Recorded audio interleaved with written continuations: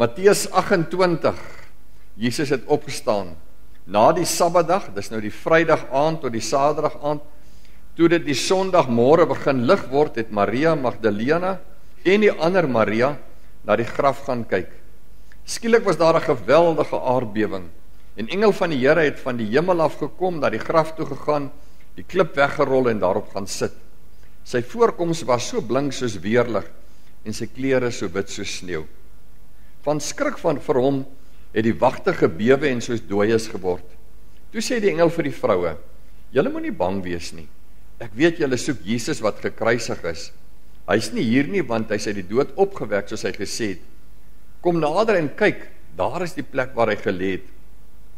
Gaan gou en sê vir sy disippels, hy's uit die dood opgewek en hy gaan julle vooruit na Galilea toe. Daar sal julle hom sien. Dis wat ek vir julle moes sê." Hulle het toe haastig van die graf af weggegaan, bang, maar baie bly. En hulle het gehardloop om aan die disippels te vertel. Skielik het Jesus daar voor die vroue gestaan en hulle gegroet. Hulle het nader gekom, sy voete gegryp en hom aanbid. Toe sê Jesus vir hulle: "Moenie bang wees nie. Gaan sê vir my broers, hulle moet na Galilea toe gaan en daar sal hulle my sien." Hierdie hele 10 versies is ons gedeelte waar dit die Here se woord vanmôre met ons praat by hierdie mooi geleentheid. Ons is in die 40 dae van Jesus se opstanding tot by die hemelvaart was 40 dae. En dis die 40 dae waarin ons nou bevind. Ons noem dit die verskyningstyd van Jesus. 40 dae waarin aan baie mense by baie geleenthede verskyn het. Soos ons in Handelinge 1 vers 3 lees, na sy dood het hy aan hulle met baie onbetwisbare bewyse ook getoon dat hy lewe. En dan staan daar aan die loop van 40 dae het hy by verskeie geleenthede aan hulle verskyn en met hulle oor die dinge van die koninkryk van God gepraat. Jesus verskyn oral aan baie mense om vir hulle net weer eens te wys die waarheid dat hy opgestaan het en dat hy lewe en dat die dood vir ewig oorwin is. Die stukkie wat ons lees is op Sondagmôre 2000 jaar gelede. Die Sondagmôre van Paasnaweek soos ons dit ken. Seker die onsekerste tyd wat daar ooit was vir kinders van die Here op aarde. Daar het 'n groot groep mense tot geloof gekom. Vir 3 jaar loop hulle saam met Jesus. Skare mense het na hom kom luister. Daar by die bergpreekie dag was 5000 of meer mense bymekaar. Almal van hulle, baie van hulle het begin glo. En hulle het geglo, dis die Messias wat moes kom. Toe van hierdie verskriklike gebeure van Goeie Vrydag Paastyd in Jerusalem plaas. Jesus word gekruisig. En ewe skielik weet hulle nie. As mens net luister na die Emmausgangers, die Sondag van Paasnaweek wat op pad is na die dorpie Emmaus en hulle loop en praat dan in Lukas 24, dan lees ons, hulle loop met mekaar gesels en hulle sê, nou wat nou? Hoe nou? En hulle het nie antwoorde nie. En hulle sê dat ons het so gedink, dis hy. Ons het so geglo, dis hoe dit nou gaan wees. En dit is nou blykbaar nie so nie. En ten spyte van alles wat die Here hulle geleer het, verstaan hulle nie. En daarom is dit vir hulle verskriklike onsekerheid. En hulle het nie antwoorde nie, hulle weet nie hoekom dit so gebeur het nie, en hulle weet nie waar jy nou nie. Almal is eintlik net stom, verslaan, radeloos. En so op hierdie Sondagoggend ook, die 2 Maria's wat na die graf toe gaan. Ek weet nie eintlik wat hulle daar wil gaan doen nie. Vroeg die môre gaan hulle. Hulle sou in elk geval nie die steen kon wegrol nie. Die groot ronde klip voor die graf weeg omtrent 2 ton. Nou gaan hulle vroeg, is nog half donker, gaan hulle graf toe om Jesus te gaan salf met reukolie. Maar iemand moet vir hulle die graf oopmaak, want grafte kon ons nou oop en toegerol word en mense daar ingegaan. Maar daar is niemand om vir die graf oop te maak, maar hulle gaan, so hulle is so onseker. En wat hulle moet gaan doen, wil hulle ook eintlik nie doen nie. Dis amper soos iemand wat gesterf het, en nou moet jy begin die begrafnis reël, jy wil dit nie doen nie, maar jy weet jy moet dit doen. En dis so onseker tyd, en so voel hulle. Ons leef ook in sulke tye. Ons leef in verskriklike onseker tyd. Dit was seker nog altyd so, maar ek dink is vandag ook so, en miskien nog meer so vandag. Daar was lang tye wat mense vir iemand sou gesê het, Man, as jy wil werk, kan jy werk. As jy nie werk nie, is dit oor jy lui is. Dis nie meer so nie. Daar's baie mense wat wil werk, maar wat nie kan werk. Daar's mense wat hulle werk verloor. Daar's ander mense wat onseker is of hulle nog môre gaan werk hê. Die ekonomie is onseker, alles is onseker. Ons leef in 'n tyd van redelike veiligheid en tog is dit ook onseker. Maar in die volgende oomblik dan sluit universiteite omdat daar opstande is. En dan sê mense baie keer as nie dit en dit en dit gebeur nie, kan hierdie land ontplof. En ons is onseker. Niemand kan vir jou sê dit gaan nog so wees nie. Ons is onseker selfs oor die geld in ons sak. Ek het groot geword tyd toe ons land gedesimaliseer het dat 'n pond is R2. En nou weet ons mos, dis nie so nie, 'n pond is nou eintlik al R22. En ons weet ook nie wat hy is nie, want wat hy gister was, is nie wat hy môre gaan wees nie. Want ons geld verswak en dan versterk hy. En so is alles totaal onseker. Toe ons die vakansie ry met die tentjie toer, te groep mense af, en almal is opgewonde, maar jy is toch ook onseker. Ons kom in Beaufort Wes, en ons slaan die tentjies op, ons is net omtrent klaar tentjies opslaan, toe begin daai Karoo dorp reën soos baie min gebeur. En dit reën, en dit reën, en dit reën, katte en honde.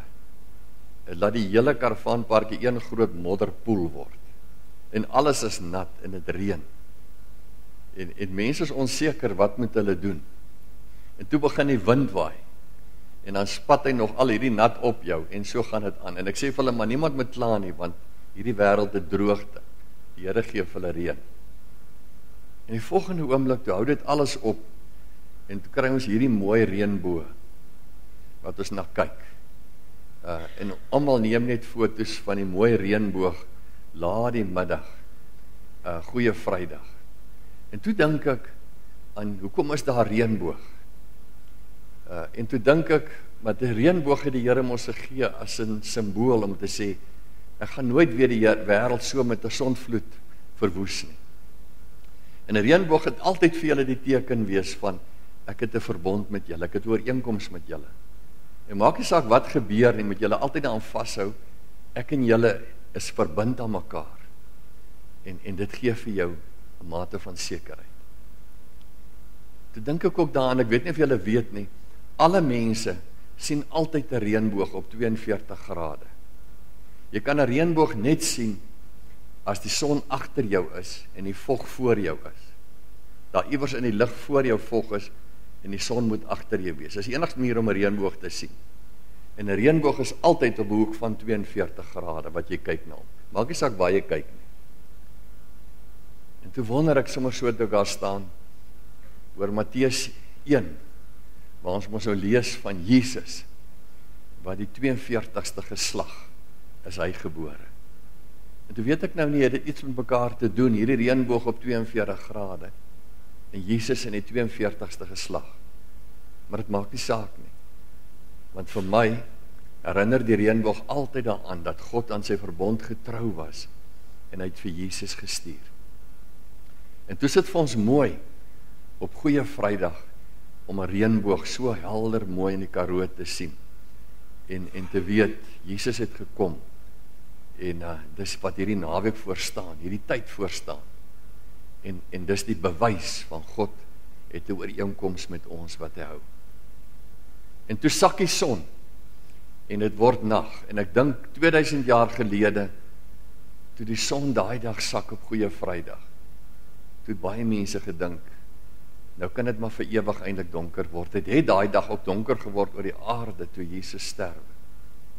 En dis nag, en dis asof daar niks is nie, asof daar niks oorbly in hierdie wêreld nie. Dit voel amper soos 'n sonsondergang van jou lewe. Dit mag mooi wees, maar dis ook hartseer. En dis ook sleg. En die son sak. Maar die volgende oggend, toe ons opstaan, toe is dit 'n nuwe dag. Pragtige nuwe dag. En ons ry Swartbergpas uit. En bo in Swartbergpas hou ons stil. En toe neem Louis Kotse daai foto. En kyk daar in die wolke, lyk dit of mens 'n kruis sien. En dis nou maar net so. En toe dink ons maar, en toe dink ek maar, dis die dag daai Saterdag is mos stil Saterdag in die tradisie. Maar dis die dag wat Jesus nie daar is nie, hy is in die graf, en al wat ons weet, al wat hulle kon sien, is die leë kruis, wat op Golgotha staan. Daar's nog 'n kruis, die Messias is doodgemaak, en hy's in die graf, hy's dood, hy lewe nie meer nie, en dit word stil Saterdag genoem, want almal is verstom, en stil, en op hierdie stil Saterdag ry ons Gamkas Kloof af, en toe ons onder in Gamkas Kloof kom, ek hoop julle kan daar lees, toe staan daarna, is 40 kilometer, want jy 2 ure lang ry, slegte pad, teen die berg af, dan staan daar, welcome to the hell, Gamkas Kloof, dis is dit ook bekend staan, en toe dink ek by myself, 2000 jaar gelede, toe ons daar inry, en ek sien die plek se naam is hel, op hierdie dag, het ons, en dit sê ons Sondag vir Sondag in ons geloofsbelijdenis, en hy is gekruisig in die tyd van Pontius Pilatus, en hy het gesterf, en ter helle neergedaal. En dis die dag wat die wêreld eintlik gekonfronteer word met die hel, want Jesus is dood, asof die hel oorwin het, asof hy in die hel is, hy was nie in die hel nie, maar hy beleef helse smarte, verwyderd wanneer hy aan die kruis sê, Eloi, Eloi, lama sabachthani, my God, waarom het hy my verlaat? Dis hel. As God van jou af weg is dit hel. En ons dink daaroor. Maar toe breek die Sondagmôre aan. En ons het die voorreg om daar in die Gamkas Kloof godsdienst te hou die Sondagoggend vroeg voor ons vertrek. En ons vier die opstanding van die Here daai Sondagoggend. Want die Here het opgestaan. Hy wat helse smart het geleef het, helle neergedaal het opgestaan. En hy lewe. Hy lewe vir ewig. En ons kan daarvoor dankbaar wees. En broers en susters, en toe dink ek weer, toe ek daai dag ry, dis al wat ons lewe sin gee. Ons het nie ander sin nie. Jy kan al die geld van die wêreld hê en dan jy sinnelose lewe. Jy kan vanmôre jy sit en jy het al die gesondheid van die wêreld en dan jy 'n sinnelose lewe. Dan maak jou lewe nie sin nie. Al wat jou lewe sin gee, is die opstanding van Jesus. Dat hy lewe. Want anders, as jou pa gesterf het, as jou ma gesterf het, as iemand anders van jou geliefde sterf, dan moet jy mos sê, nou het die lewe alle sin verloor. Want hoekom bestaan ek dan? Maar ten minste, my verlosser lewe, en ek sal lewe. En dis die beeld van 'n sonsopkoms, op die prentjie van ons preek vandag. 'n Nuwe dag breek aan, 2000 jaar gelede die Sondagoggend. 'n Nuwe dag wat kom. En die wêreld word verras deur God. Want ons lees vroeg die môre dat die 2 Marias na die graf toe gaan. En hulle gaan om die Here te salf. En dan vind hierdie verskriklike wonderlike gebeure by die graf plaas. Dat God hulle verras. 2 Marias moedeloos, weet nie. En God verras hulle met 'n aardbewing. Elke keer in die Bybel, as 'n aardbewing plaasvind, dan sit iets die idee van, dis aardskuddend. God verander, God tree in, God werk. En dan gebeur hierdie wonderlike ding, dat die grafsteen weggerol word. En ons weet mos hoe die graf gelyk het. Daar is die graf werklik lyk in Jerusalem, en daar voor die graf is 'n slootjie, waarin daar's 'n klein prentjie van hom, die groot 2 ton steen kon rol, wat nie meer wegstaan nie, hy's weg. Daai stukkie wat so ingebou daar is hoe dit gebreek het 2000 jaar, oor die 2000 jaar, wat hulle toegebou het, om die opening van die graf net toe te maak. En skielik is die graf oopgerol, hy's weg. En die engel sê vir hulle, gaan in en gaan kyk. En hulle sien die graf is leeg. En hulle verstaan dit nie. En die wonderlike is dat dan aan hulle openbaar word deur die Here. Hoe gebeur dit? Maar nêrens word in die hele Bybel vir ons beskryf hoe die opstanding plaasgevind het. Nêrens word dit gesê nie. Want ons sal dit nie kan verstaan nie. As God iewers vir hulle sou openbaar hoe dat Jesus lewend geword het, gaan ons dit nie verstaan nie, want ons koppe kan dit nie vat nie.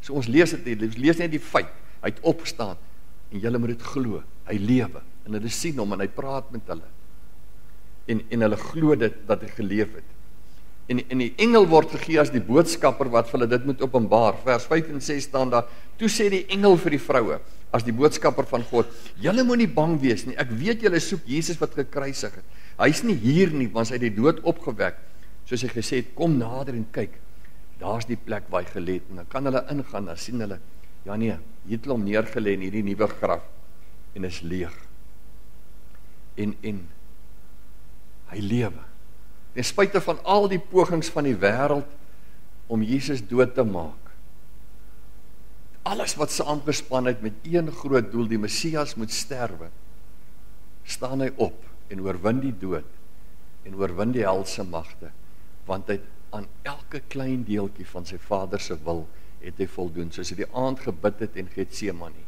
nogtans nie my wil nie, maar laat u wil geskied. Ek sal hierdie beker leeg drink, tot die laagste druppeltjie. Broers en susters, en dan staan hierdie twee vroue daar, en dan is hulle op die vraag van geloof en ongeloof. En is interessant, elke persoon in die Bybel, wat die eerste keer hoor, Jesus het opgestaan, glo dit nie. Is elke keer eers ongeloof. Die vrouens kan dit eers nie glo nie. En daarom sê hy, gaan in en kyk. En dan gaan hulle ongeloof oor in geloof. Toe hulle by die disippels kom en vir hulle later sê, Jesus het opgestaan, toe glo hulle nie. Kan nie wees nie. En dan gaan kyk hulle ook, en dan glo hulle. Toe hulle later vir Thomas, wat nie by die groep was, en die sê, Jesus het opgestaan, toe sê, ek sal dit nie glo nie, nie totdat ek my vinger in die wonde van sy hand gesteek het, en my hand in sy sy gesteek het, dan sal ek glo. Almal glo nie, en dan glo hulle. En dis die groot vraag, dit is tussen geloof en ongeloof.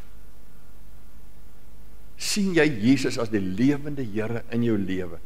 Glo jy dit?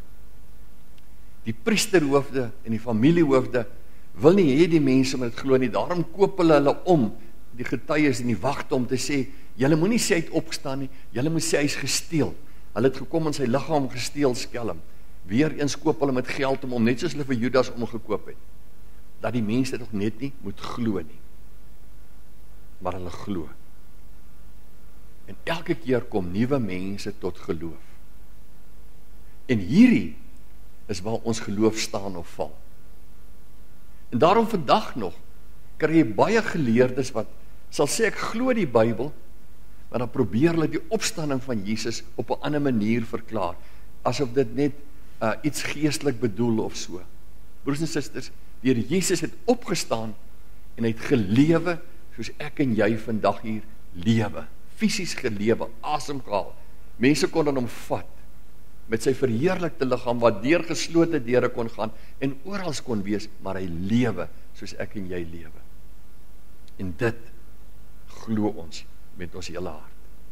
En dit is die rede vir die kerk se bestaan. Dis die rede vir my en jou bestaan. Dis die rede vir ons as Christene se bestaan. Iemand my vra, hoekom glo jy? Dan sê ek, want my verlosser lewe. Die Here in wie ek glo het opgestaan en hy lewe. En hoe moeilik het ook al was om dit te glo met my menslike klein verstandjie, glo ek dit met my hele lewe. En daarom kan ek hom gehoorsaam. En daarom toe hy vir die vroue sê, gaan sê vir hulle. En dis iets wat nie sommer gebeur nie. Vroue het nie van mans gaan sê in daai tyd nie. Vroue kon nie na 'n klomp mans toe gaan en vir hulle gaan sê, hoor jy, ons bring vir julle die boodskap van die Messias nie. Dis verkeerd om, maar hulle doen dit. Hulle gehoorsaam dit. As die Here sê, gaan sê vir my broers, ek het opgestaan en ek gaan hulle vooruit na Galilea toe, dan as hierdie vroue gehoorsaam, dan word hulle disippels, getuienis, hulle gaan en hulle gaan vertel vir die mans. Vir al die disippels. En hulle glo dit ook. En daarom dat hulle vooruit gaan, van Jerusalem in die suide na Galilea in die noorde, en hulle wag, en daar kry hulle Jesus, en daar leer hy weer by hulle weer by hom. En nou is my vraag vanmôre, hoe pas ons dit toe op ons lewe, hierdie vraag? Wat sê dit vir ons? En dan wil ek sê 4 kort goedjies, en die eerste is, ek en jy is deel daarvan. Trouwens, ek dink, onsekerheid in 'n mens se lewe baie keer, is nogal nodig. Ek dink baie keer, as alles in ons lewe net altyd goed gaan, as ons nooit siek word nie, as ons nooit probleme het, as ons nooit vrae het nie, weet ek nie of ons regtig by die Here sal uitkom nie. Iewers in ons lewe, beleef ons almal 'n dag soos hierdie 2 Maria's. Ons weet nou nie meer mooi wat ek kan doen nie, ons weet nie mooi hoe vorentoe nie. En hulle gaan, en hulle weet ook nie eintlik wat hulle gaan doen nie, maar ons gaan nou maar. Want ons het vra. Ons word ingetrek in hierdie drama. Die drama van hierdie onseker wêreld. Maar ons weet, ons verlosser lewe. En dit bring ons by Jesus. En wanneer jy deel word daarvan, dan word jy vernuwe. Dan verander jou hele persoonlikheid. Jou hele uitkyk van die lewe verander. Jy kyk anders na ander dinge. Iemand anders sou sê, ag, so wat? Dis net 'n wolkie. Vir ons het dit betekenis. Dis maar net 'n fenomeen, 'n reënboogs, so wat? Vir ons het dit betekenis. Vir ander mense is baie goed net toevallig. Vir ons is niks toevallig nie. Vir ons sê ons toeval die lig van die Here daarop. Het dit betekenis. Jy word ingetrek in die Here se lewe met jou onsekerheid. En dan verander jy jou denke, hy maak jou nuut. Jy dink nie. Ek staan aan 'n dag en iemand sê vir 'n vrou met 'n klein seentjie, ek is bly ek het nie so klein kinders meer nie. En sy sê, hoekom? Hy sê, want om vandag kinders groot te maak is nie maklik nie. En hierdie kinders het nie 'n toekoms nie. En toe sê sy, hoekom? Toe sê sy, nee, sê nie, kyk hoe onseker is al die politiek en die toekoms, als ek is bly ek het nie klein kindertjies soos jy nie. Toe sê sy iets so mooi, toe sê sy, weet jy wat, President Zuma en Obama en almal van hulle ken nie my kind nie. Maar die Here wat opstaan het en lewe, het gesê, hy het my kind se naam in sy hand gegraveer. Hy ken my kind. My kind het 'n toekoms. Want die lewende Here ken hom. Ons toekoms, en dis die vernuwe, ons toekoms hang nie af van ander mense nie. Ons toekoms hang af van die Here, wat sê, my naam, jou naam, is in sy handpalm gegraveer. Hy ken my, en hy ken jou, by die naam. En daarom, broers en susters, ons word gebind aan die opstandingsgebeure. Dit is deel van ons lewe, dit is nie 'n stuk geskiedenis nie. Dit is nie iets wat 2000 jaar gelede gebeur het nie. Dit het vir jaar weer gebeur. En dit gebeur elke dag weer, dat mense glo, Jesus het opgestaan. En daarom is ek en jy lewende getuies van die Here. Daarom is dit vir ons die heerlikste voorreg, om te kan uitgaan en te lewe en te kan sê, dis lekker om vir ander mense ook te sê, ons Here is die lewende Here. En ons lewe is in sy hande. En my naam is in sy handpalm gegraveer. En hy ken vir my, en hy ken vir jou. En ons kan lewe. En ons kan seker wees te midde van onsekerheid. En ons kan gelukkig wees in 'n ongelukkige wêreld. Want ons verlosser is die Here. Amen. Dankie Here. U is so goed vir ons. Dankie dat u vir ons sorg en vir ons seën. Dat u ons geseën het in hierdie Paastyd. En dat u ons nou wil seën in hierdie 40 dae. Here, en dat u ons wil laat sien. Op baie maniere, op baie plekke. Lewend wil laat sien. En dat ons u mag belewe. En vir u kan lief wees. Dankie Here dat u goed is vir ons en u sorg vir ons. Ons bid Here dat u ons ook nou seën verder deur hierdie dag en hierdie week. En dat ons so lewe elke dag. Dat ons u verheerlik in wat ons doen. Ons bid dit net in Jesus se naam. Amen.